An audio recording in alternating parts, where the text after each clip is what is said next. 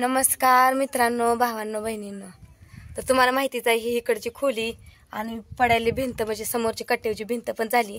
ही मागच्या दरवाजाला आहे बघा. मी ही पाठीमागचा दरवाजा आहे असा. ही दरवाजा इकडे बाथरूमकडे जायला ही चौकट बसवलेली आहे. इथं मी उभा आहे आणि आतमध्ये मिस्त्री बोलवलेत बघा. ती म्हणजे पत्र टाकायचं म्हणल्यानंतर काय काय अँगल कुठलं लागणार, नट काय काय लागतं ते साहित्य लिहून द्यायला आलेत. कारण ह्याच्यावरती आता पत्र टाकून दिलं का तिकडचं काम होतंय तोपर्यंत मग पत्र टाकलं का इथे प्लॅस्टरला येते ते म्हणजे तिथं जरा वाढलं का तिकडं पत्र टाकायचं. हे असं आपल्याला पण पडदिशी होत आहे ना लवकर. इकडं आहे तर बघा ह्याने हे काय काय काय काय वहीमध्ये लिहून देते. तर खिडक्या काय खिडक्या दरवाजा नंतर असते ना मग ते तुम्हीच बसवणार का? तुम्हाला येतं ना पण बसवाय ते म्हणजे ती एक जरा आहे. आता उगा समजा किरकोळ कामाला ह्याला एकदा बोलवा त्याला एकदा बोलवा असं होऊन जाते. पटापटा काही लांबणं कसं दिसतंय बघूया आपण. हे पाठीमागचा दरवाजा आहे बघा. इकडं हे सगळं जॉईंट करून ह्यात घातलेला असं आहे. ही समोरचा दरवाजा तिकडं कट्टा ती समोरची गंज दिसते बघा दारातली. हे बघा इकडची खिडकी हे असं आहे. झालं आता पत्र टाकून घेतलं का आत्याची पुण्यतिथी पण आली आहे जवळ. त्यामुळं म्हणलं हे लवकरात लवकर जेवढं होईल तेवढं बरं आहे ना. कारण हे काम रेंगाळलं असं का तसंच रेंगाळत जातं. या काय काय काय काय आणते ते काय काय आणते ते होय व नाही म्हणलं बजेट किती जाते आता पत्र्याचं नसते लय मोठं आहे बजेट हाय. हे जुनं पत्र वापरायचं म्हणत होतं की मग मिस्त्री वापरायचं कशाला मागं पुढं काय झालं करायचं चांग म्हणजे जरा ते असं घरा वापरायचं वापरायचं नाही पण कुठं तरी आडोसा करू की त्याचा बी हाय तुम्हाला कपडे बिपडे मागा. मला मसाला भाजाय तर सावली करा घ्यावं. होय होय करा करा.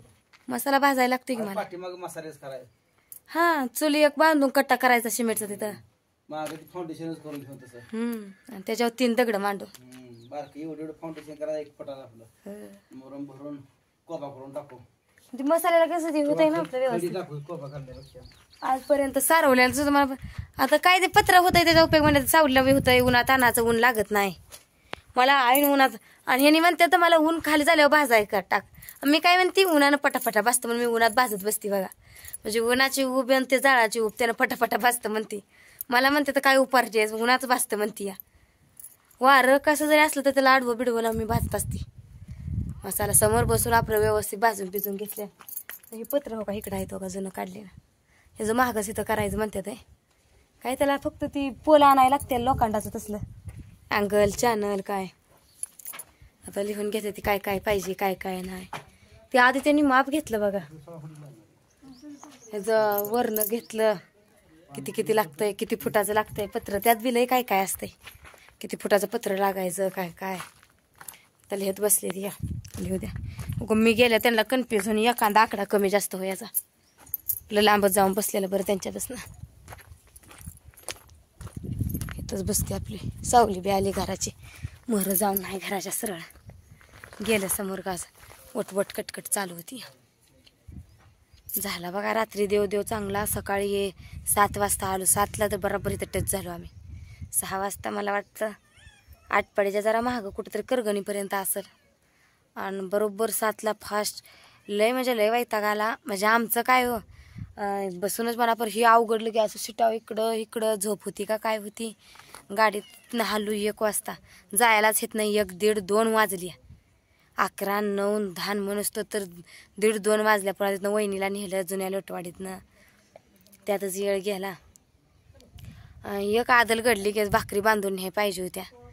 आणि ह्यांचं अचानक आज मोठी अमावस्या आहे आज जायचं म्हणलं त्यांचं अचानकच ठरलं. आणि कायमच ह्यांचं असं असतं अचानकच कायम ठरतं. आणि मी नाही म्हणलं का मला बी वराटतं. पहिल्या अमावस्याला आलतीच आणि 5 तर अमावस्या करण वैताग काय मागं. आणि मागं जाऊ बोंबलत बसती फिरायला गेली काय झाली. आणि आंदा इंदारचं लय अपघात गर्दी तर मुलकाची बघा तिकडं. देवाच्यात नुसतं पाय ठेवायची जागा नाही मग गेला एवढी गर्दी. बाळूमामाचं लय माहिंदाळ सतपण भारी वाटलं दर्शन घेऊन. ही फॅन मंडळी पण भरपूर गाठ पडली. त्यांना पण भेटून बरं वाटलं. मुंबईची एक तर बघा ती काय म्हणते ती ट्रॅव्हल्स भरून आली ती पहिल्यापासून जी आमच्यासोबत होती ती शेवटपर्यंत. म्हणजे आम्ही गाडीत वेगळ्याच होतो पण ती आमच्या मागं यायची. आम्ही जिथं दर्शनाला जावं ती उतरायची. पण तिथनं झालं का पुढं मिटकीला गेलो तिथं आली, आप्पाच्या वाडीला आली. पण आदमापुरातच तेवढी काय आमची गाठभेट पडली नाही. आम्ही दर्शन हे घेतलं, झालं सगळं. हल्लो आम्ही तिथनं बघा. आपला घराचा रस्ता वेगळा, त्यांचा घराचा रस्ता वेगळा. आणि जातानाच आम्ही आरेवाडी ही करून गेलतो. आणि जरा वेळ लागला कशामुळं सांगते की तुम्हाला.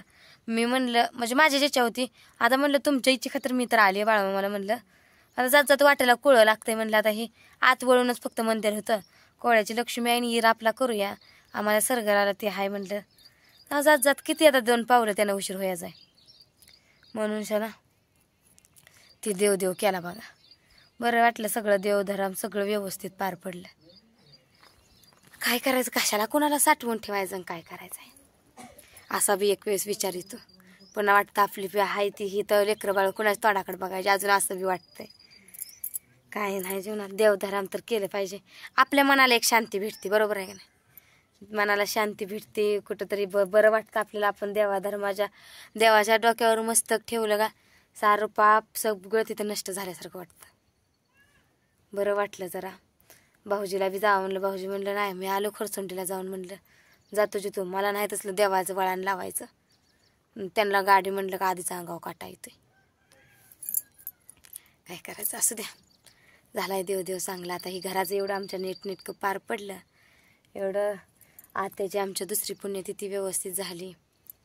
हे म्हणजे मग बघा समध्यातनं बिनगुरी झालं. घराची एक आपली साधीसुधी वास्तुशांती घालून टाकायची. तुम्हालाच माहिती आहे, एक खोली बांधली ती. तशा परिस्थितीत आम्ही आत्या होतो त्यावेळेस त्याची काही वास्तुशांती आम्ही घातली नाही. तिकडे वर बांधलं ते पत्र्याचं शेड, चौभोत का असं ना, पण बांधलं का नाही, बांधकाम फाउंडेशन तर थोडंफार केलेच की. त्याचं काही नाही केलं. पूजा बिजा सत्यनारायण घातला ना घरात मग चांगलं असतंय म्हणते ती.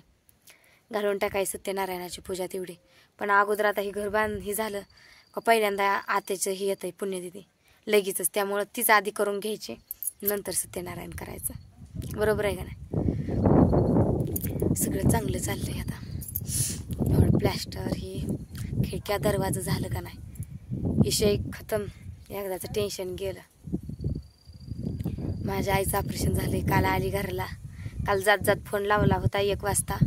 म्हणली आता टमटमात बसायला लागली. म्हणली त्या आवाज येतो, त्या टमटमाच्या आवाजानं काय बोललेलं बी आवाज आला नाही.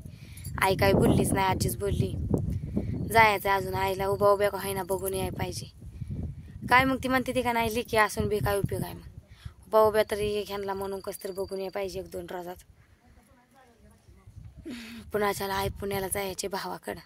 तिकडे इतक्या लांब तर आपल्याला जाणं होत नाही. इथल्या इथं आहे, इथल्या इथं तरी बी ही मस्त लांब आहे. माहेर माझं इथं आहे बघा 100-150 किलोमीटर. इतक्या लांब दिलं आहे आईबानं मला. माझे नातेवाईक कोण नाही तिकडं, मीच तेवढी आहे. माझ्या मावस बहिणी मावशा सगळ्या तिकडे जायचे बघा. तिकडं मावशा माझ्या आहे त्या बार्शीकडं, मामा आहे त्या टिंभुर्णीकडं. सगळी अशी तिकडं तशी जायती. मलाच इकडं दिलं आहे. माझी मावळण बी आहे टिंभुर्णीकडं आणि एक मावळण आहे करकममध्ये बादलकोटला. सगळी माझी नातेवाईक तिकडेच आहे ती. मीच इकडे इतक्या लांब आली. काय करायचं, लांब आलं तर काय नातं सोडायचं का. जाणं येणं होत नाही बरं का तसं. असं उभ्या काय असं असलं का उभ्या नेऊन तोंड धावून नवरा आणतोय, त्यातच समाधान म्हणायचं. काय मुक्कामी राहिलं तर काय कोण कोणाचं वाटून घेत नाही. बरोबर आहे का नाही. फोन झाल्या तर बोलायचं. ती आता रीत असती, परंपरा असती. 4 लोक आवडतं ती म्हणून जायचं. बघा आई तर म्हणते तुझं घराचं काम चालू आहे राहू दे, काय बघा आलं म्हणजे काय हलकं होतंय का. पण गेलं पाहिजे. आपल्या मनाला एक वाटाय नको की हाय बाबा काय 17 लेकी बी नाही ते आईला माझ्या, मीच तेवढी एकुलती एक. वाटाय नको 4 बाया निचराय नको आलती का ग तुझी लेक, नाही कशी काय आली, तुला काय 17 लेकी. बायकासनी काय म्हणायला तोंडच असते ते. मस्त आपली आई म्हणते नको येऊ तुझं काम चालू आहे, हाय लेकरं बाळ आहे ती. गेलं पाहिजे. तर देवाला गेलो इकडे आता नवऱ्याच्या हे सांगण्यानं.